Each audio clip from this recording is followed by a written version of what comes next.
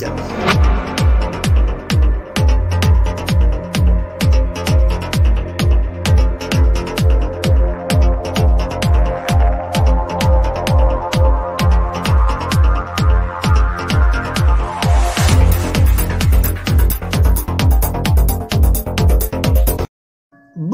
à tous et bienvenue sur la chaîne du Maybe Planet. Nous sommes ravis de vous accueillir pour cette nouvelle émission dans laquelle nous marcherons encore une fois sur un fil tendu au-dessus des terres de l'étrange et de l'incertain. À notre habitude, en funambule du possible et du peut-être, nous essaierons, armés de notre libre arbitre et de notre discernement, de garder notre équilibre pour ne pas basculer dans la croyance aveugle ou le déni péremptoire. Alors vous avez peut-être vu l'information, mais le mercredi 6 juillet, un monument de l'État de Géorgie a été ciblé par une attaque à la bombe, considérée comme sataniste par l'extrême droite. Cet ensemble de monolithes en granit alimentait toutes sortes de théories du complot depuis sa construction, dont les bailleurs de fonds sont restés anonymes.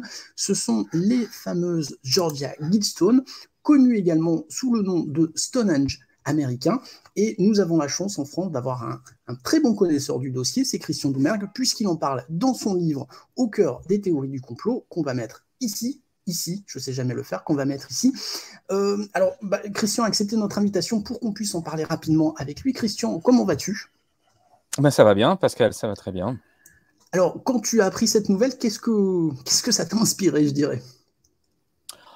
Ça m'a inspiré un peu de désolation parce que ouais. Je trouve que c'est un acte évidemment violent, c'est une dégradation d'un monument qui était effectivement vu par certains milieux comme une œuvre satanique et qui à mon avis ne l'était pas du tout, oui.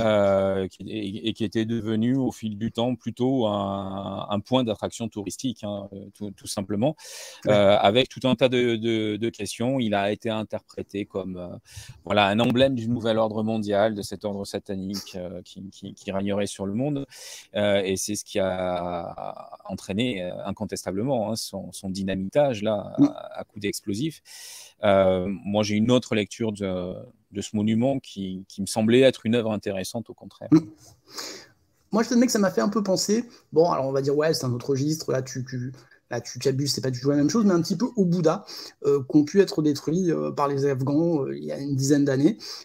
Concrètement, c'est de la culture, il y a un message derrière, et les personnes qui sont contre ce message ne trouvent pas d'autre solution que de le détruire physiquement, de le bomber, puisqu'on a les images, hein. Il y avait une vidéo de télésurveillance qui a filmé cette explosion, et en plus, il faut savoir que le site ayant été très fragilisé par l'explosion initiale, on a dû tout tomber, en fait. C'est-à-dire qu'aujourd'hui, ce monument n'existe plus techniquement. Voilà. Alors, c'est vrai qu'il y a une histoire particulière, il y a un emplacement particulier, puisque c'est un document récent. Toi, tu indiques dans ton livre que pour toi, c'est assurément le monument le plus singulier des États-Unis, quand même. Ah oui, c'est un monument qui est singulier à différents égards. D'abord par sa genèse, en fait. Ouais. Les conditions dans lesquelles il a été réalisé, qui restent aujourd'hui très, très mystérieuses, hein. On pourrait dire que c'est une affaire non classée, ce monument, en fait, hein. Donc, l'histoire, elle commence en 79, dans cette ville de Géorgie, Berton, où eh bien, on a un homme qui se fait appeler, puisque lui-même avouera que c'est un pseudonyme, hein, qui se fait appeler Robert C. Christian, et qui, durant l'été 79, vient visiter un des grands pontes des industries de granit, hein, puisque l'industrie locale, c'est le granit, hein, et la taille de pierre. Et c'est vrai que quand on voit cette réalisation, ça illustre assez bien. Et il avait pris cette fonction aussi d'illustrer le savoir-faire local en matière de taille de granit, ce monument.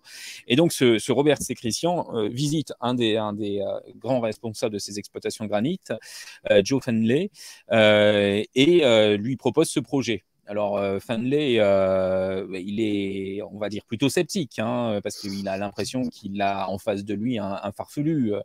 Il faut savoir qu'il y a à peu près 108 tonnes de granit, hein, sur ce monument. Voilà, ouais, c'est quelque chose d'hors norme à l'époque, hein, on est bien d'accord, hein.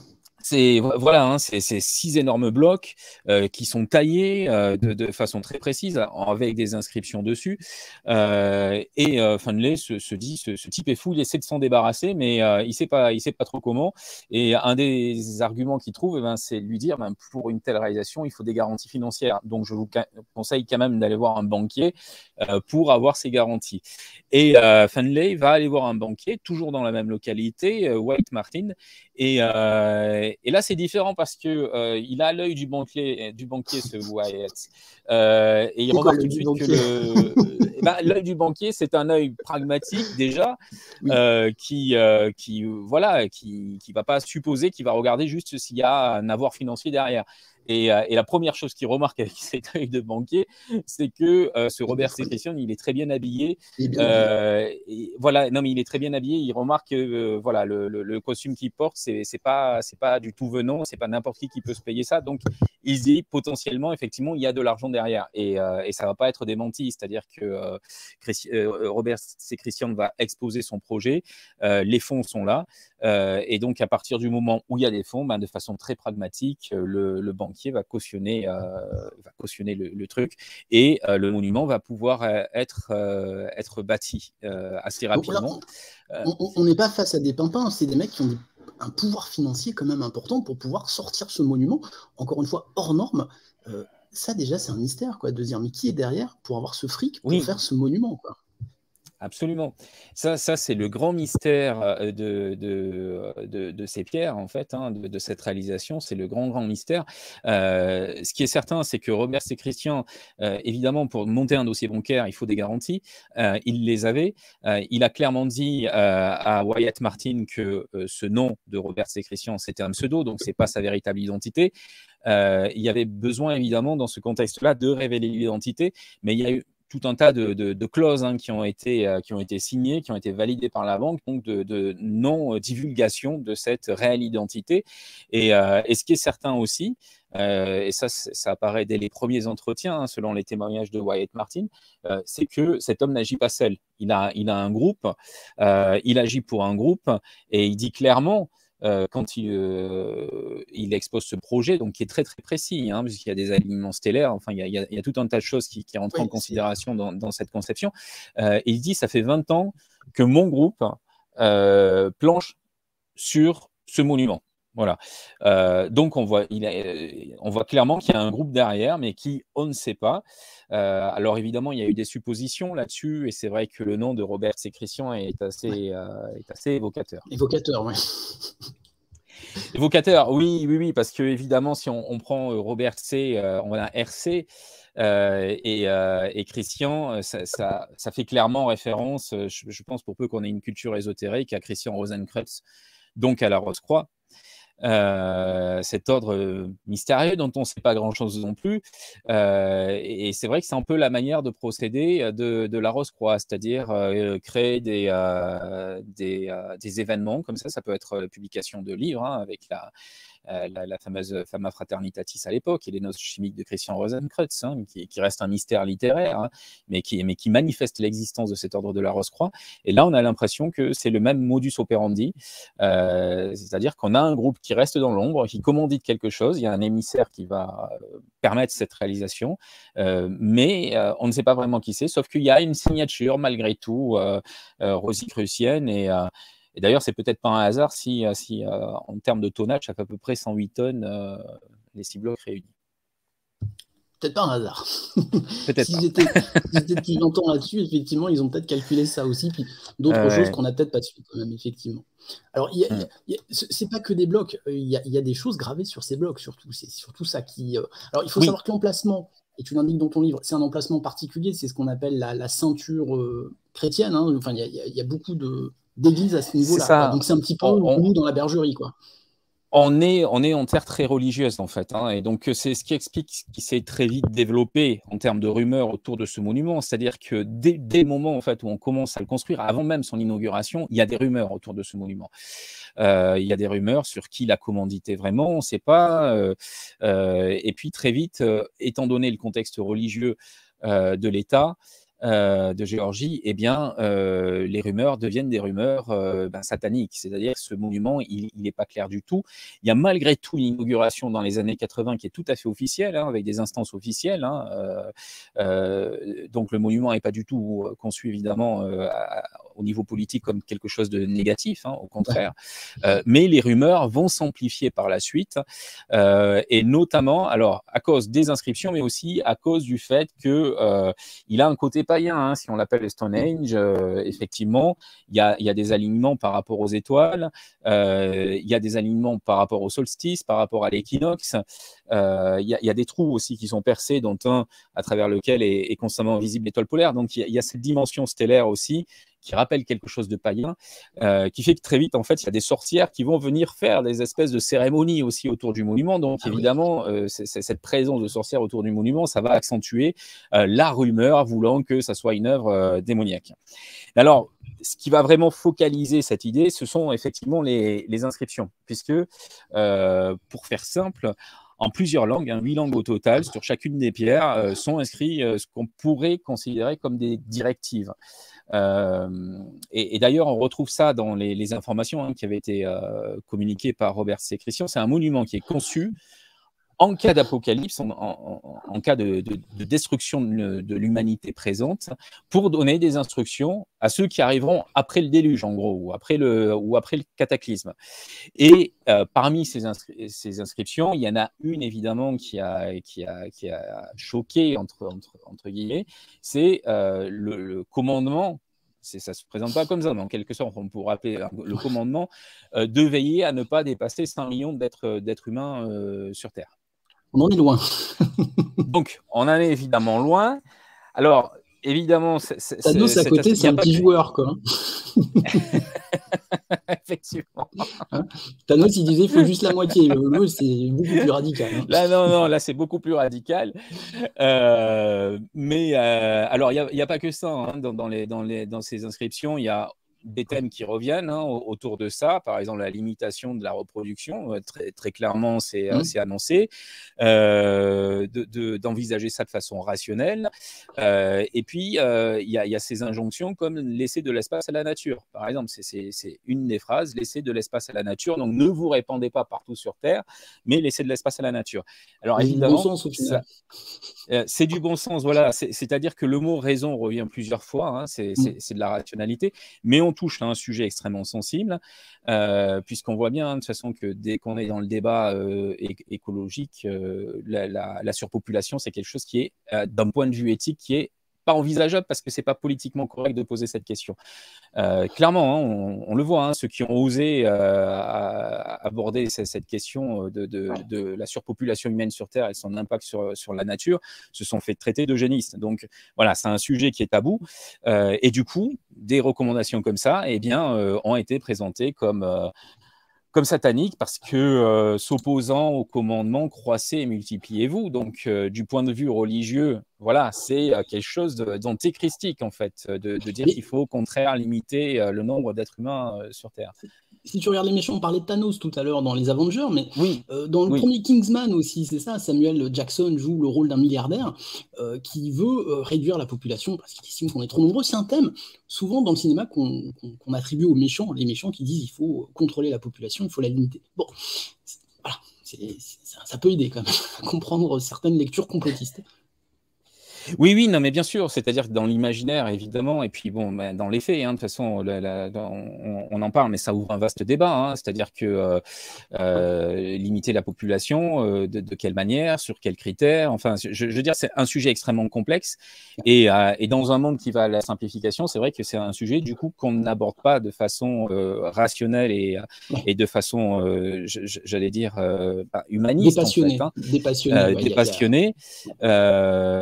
Et du coup, effectivement, c'est plutôt cantonné au rôle des méchants dans les films, parce que voilà, il y a quelque chose qui est jugé négatif dans cette injonction-là.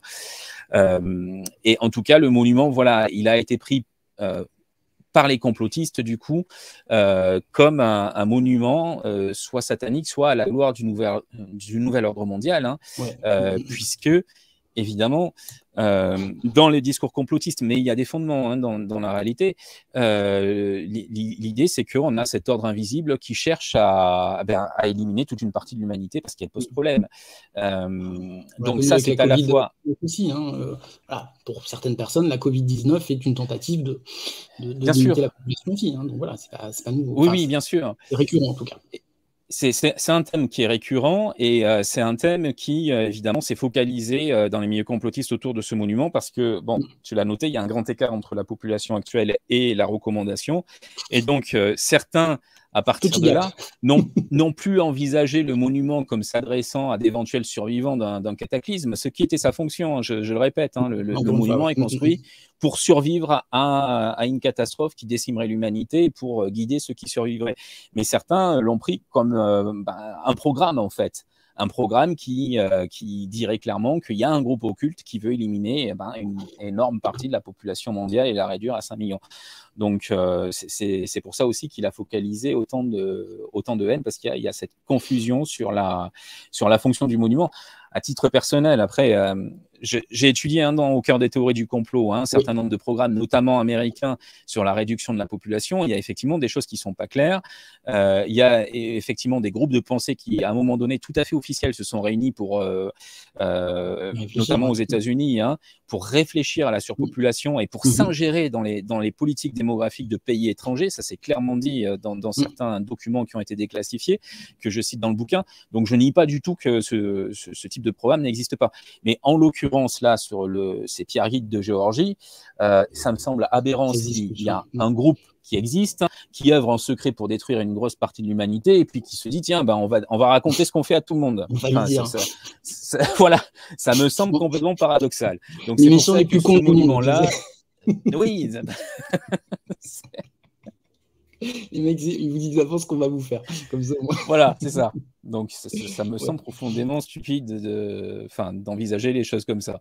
C'est pour ça que j'ai l'impression, par contre, que le monument émane d'un ordre invisible, cet ordre qu'on appelle la Rose-Croix ou autre, qui se manifestait à différents moments. Et c'est vrai que alors, ce qui est intéressant dans ce monument aussi, c'est que il est plutôt détesté dans les milieux complotistes et dans les milieux qui s'intéressent au sujet qui nous intéresse, parce que le complotisme a fortement gagné ces sciences marginales, ces sciences maudites. C'est vrai que beaucoup de gens qui s'intéressent à cette histoire interdite, à cette archéologie interdite, sont aussi complotistes aujourd'hui. Et c'est dommage, je le redis, les complots existent, mais le complotisme, c'est encore autre chose. Mais ce qui est intéressant, c'est de voir que ce monument, il a la fonction, finalement, qu'on voit attribuer à certains monuments antiques, dans des théories comme les bâtisseurs de l'Ancien Monde, où on dit que voilà, les anciens ont construit des monuments pour nous mettre en garde, pour nous donner des recommandations. Là, il semble qu'on soit dans cette démarche-là. Un monument adressé au futur, puisqu'on peut communiquer avec le futur, évidemment, en construisant, en écrivant, on communique avec le futur. Et je pense que ce monument-là, il s'inscrit dans une tradition, parce que c'est pareil, si on regarde les traditions ésotériques, dresser un monument à destination d'une humanité à venir pour lui délivrer une connaissance, c'est quelque chose qu'on retrouve dans de nombreuses traditions antiques et qui a notamment été repris au sein de la franc-maçonnerie. Alors là, bon, voilà, j'ai peur que ça fasse réagir si je dis franc-maçonnerie, mais on n'est pas dans la théorie du complot. Il y a une histoire de la franc-maçonnerie, il y a une tradition ésotérique qui est très riche dans la franc-maçonnerie, et notamment celle des colonnes d'Enoch, les deux colonnes qui sont interprétées en fait dans le sens des antiques, voilà. Et à un certain grade, dans une certaine maçonnerie, ces colonnes, c'est les colonnes d'Enoch, c'est-à-dire c'est des colonnes qui ont été construites une en brique, une en marbre, pour survivre au déluge, et dans lesquelles ont été enfermés un savoir antédéluvien. Et on retrouve les mêmes traditions autour des pyramides, certaines traditions qui étaient notamment véhiculées chez les Arabes autour des pyramides, qui disaient que ce n'était pas du tout des tombeaux, mais que c'était des lieux qui avaient été bâtis pour résister à des cataclysmes, et à l'intérieur desquels avaient été mis à l'abri des connaissances. Donc, ce concept-là, en fait, il est très ancien, et j'ai l'impression, du coup, que ce monument était l'émanation d'un ordre qui n'avait rien à voir avec ce que certains complotistes ont... Plus proche de nous, on a la pyramide du Louvre, qui aujourd'hui pose beaucoup de questions à beaucoup de gens quant à ses dimensions, son emplacement, enfin voilà, ça fait partie des monuments qu'on voit positifs ou négatifs. Mais alors, une question, c'est compliqué d'y répondre maintenant, mais pourquoi le dynamiter maintenant? Et est-ce que tu as une idée de qui a pu faire ça? Alors, on s'imagine que c'est ou des complotistes ou des religieux extrémistes, mais pourquoi maintenant, quoi? Enfin, c'est une question, quoi, parce qu'il est là depuis les années 80, quand même, ce truc. Il est là depuis les années 80, oui, oui, absolument. Alors, et l'appel à destruction, hein, il est là depuis un moment. Hein, dans le cœur des théories du complot, je parlais de Mark Dice, qui est qu'un des complotistes qui a écrit sur le sujet. Et c'est l'auteur du Manifeste de la Résistance. Donc, on est vraiment dans un complotisme combatif, hein, de terrain. Et lui est un des premiers à reprendre l'idée que le monument est satanique, et il appelle clairement dans ses écrits à le détruire. Donc, je pense que la motivation, elle est assez claire. Elle vient de ces milieux-là, qui effectivement se radicalisent, c'est-à-dire qu'il y a quelques années, on était dans un discours purement théorique. Là, on est dans des actions qui sont des fois des actions violentes, hein, on en a eu différents exemples, donc il y a une radicalisation qui se crée, je pense maintenant, parce que voilà, on est dans un contexte où malheureusement les gens ne savent plus parler entre eux, les gens ne savent plus échanger, on est tout de suite dans une dénonciation de l'autre, et de l'autre qui voilà, qui est censé être l'incarnation du mal absolu. Je dis pas encore une fois que je suis pas une vision idéal, hein, de l'humanité. Il y a une grosse part de l'humanité qui est pourrie, hein, ça c'est clair. Mais enfin, voir des complots sataniques partout, ça me semble par contre relever d'un système de pensée dangereux, quoi. C'est de la talibanisation, hein, au final. Hein. On n'aime pas quelque chose, on le détruit. Voilà, c'est ça. Ouais, et pour moi, voilà, c'est ça. Je condamne, hein, cette forme de violence-là qui malheureusement se banalise. Et je crois que pourquoi ça arrive maintenant, ben, peut-être pour ça. Parce qu'on est dans un contexte quand même où le contexte mondial, et notamment la pandémie, ont radicalisé les pensées. Et il y a des responsables de tous les côtés, hein. Je pense que la gestion des politiques est fautive, hein, je l'ai dit plusieurs fois, on pourra en parler plusieurs fois. Mais voilà, malheureusement, ça c'est l'émergence d'une violence, et ça donne lieu à ce genre de destruction, quoi. Alors, le meilleur moyen, voilà. Ah oui, non, juste, je terminais sur ma pensée. Pour beaucoup, ce monument était l'incarnation du nouvel ordre mondial, mais je pense que la meilleure façon et la plus intelligente façon de lutter contre ce qu'on peut appeler effectivement le nouvel ordre mondial, qui est une réalité, hein, je ne dis pas qu'il y a un groupe occulte, mais il y a une réalité qui se met en place. Je crois que c'est tout simplement soi-même. Parce que le nouvel ordre mondial, je suis désolé, mais jusqu'à preuve du contraire, c'est la population qui l'entretient en cautionnant un certain nombre de choses, et notamment, voilà, c'est ça, exactement, exactement. Donc l'action, elle est là, mais c'est vrai que c'est peut-être plus compliqué de se remettre soi-même en question que d'aller à dynamiter un monument. C'est l'activiste qui va casser des vitrines et qui prend des photos avec son iPhone 4000. Très bien. Exactement, c'est ça. C'est tout à fait ça. Pour moi, il y a une espèce de contradiction. Après, je suis peut-être con, effectivement. On est d'accord. Alors, juste, je voulais noter quand même, parce que Courrier International a fait un article là-dessus, et puisqu'on parle des politiques, ils indiquent en fin d'article: Candice Taylor, candidate malheureuse aux primaires républicaines pour le poste de gouverneur de Géorgie, a quant à elle récemment appelé à leur démantèlement et à combattre la cabale luciférienne à l'origine, selon elle, de leur construction. Ce mercredi, Candice Taylor s'est félicitée de la destruction du monument qu'elle a décrit comme satanique, laissant entendre que l'explosion pourrait être le fait de Dieu. Eh bien, écoute, avec des politiques comme ça, heureusement qu'elle n'a pas été élue. Moi, de lire des choses comme ça, je trouve ça d'une débilité, d'une irresponsabilité folle. Voilà. Cassez des trucs, quelque chose ne vous plaît pas, détruisez-le. Quelqu'un vous dit quelque chose qui ne vous plaît pas, tuez-le. Voilà, c'est bien, c'est une façon de voir les choses, quoi. Donc on va avancer avec des philosophies pareilles, je pense. Enfin bon. Oui, non, mais je suis d'accord. Il y a une responsabilité politique. Après, enfin voilà. Mais malheureusement, on rentre dans une époque assez obscure, hein, où y compris des personnalités politiques soutiennent des discours qui ne sont pas soutenables quand on a une responsabilité publique. Dans la foulée, l'ancien ministre du Japon qui se prend une balle, on ne sait pas trop pourquoi, le mec, voilà, peut-être qu'il avait une tête qui ne lui revenait pas, il la barre. Enfin voilà, j'ai l'impression qu'on rentre dans un monde où à la moindre contrariété, à la moindre difficulté, on va préférer éradiquer plutôt que de discuter, d'argumenter, de se comprendre les uns les autres. Voilà, c'est effectivement très, très, très inquiétant.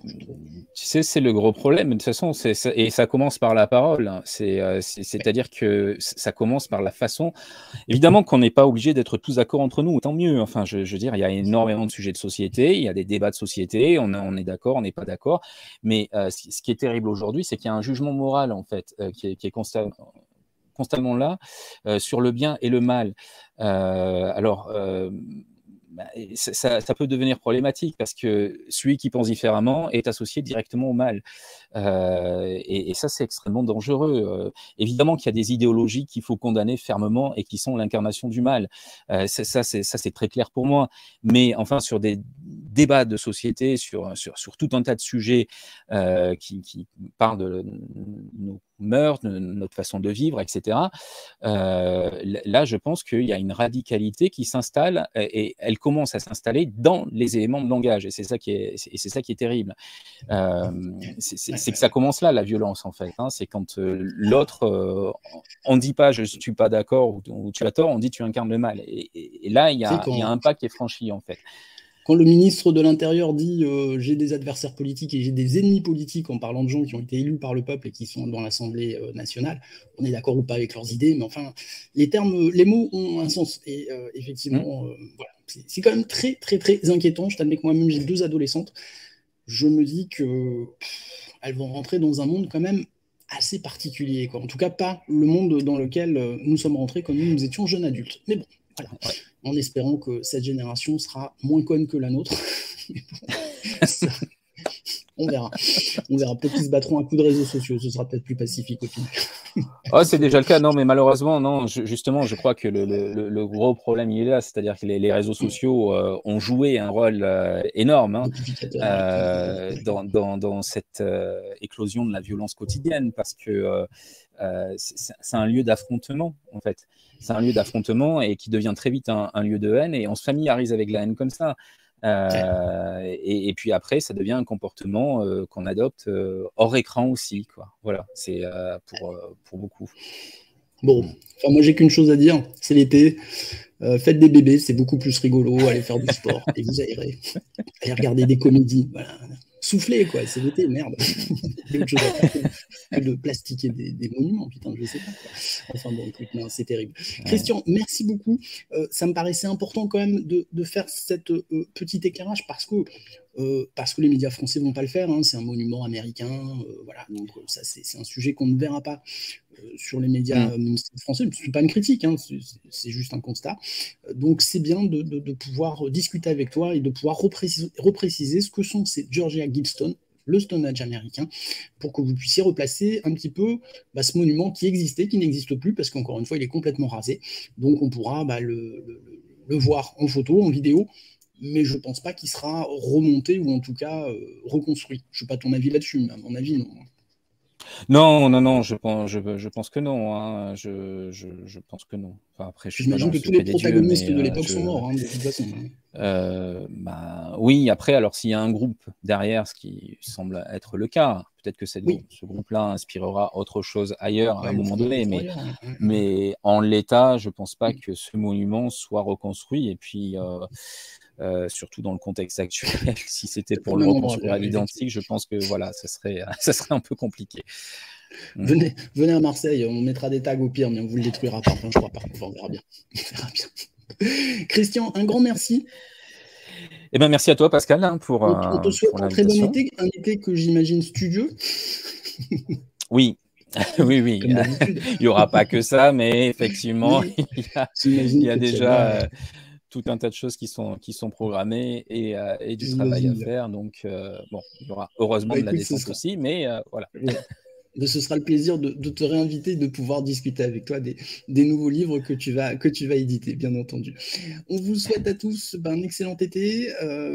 Amusez-vous bien, encore une fois. Faites des bébés, lisez, aérez-vous la tête. Sortez peut-être un peu des réseaux sociaux aussi, ça peut faire du bien. Oh, ça, je pense que oui. Sortir des réseaux, se reconnecter à la nature véritablement. Ouais. C'est moi qui dis ça, j'ai la tête 24/24 dans les réseaux, mais bon, c'est pas que je me sorte un peu aussi. Peut-être que je me sorte un peu. Bon, écoutez, on vous souhaite à tous un excellent été et on vous dit à très bientôt sur le Maybe Planet. Ciao, ciao. Générique.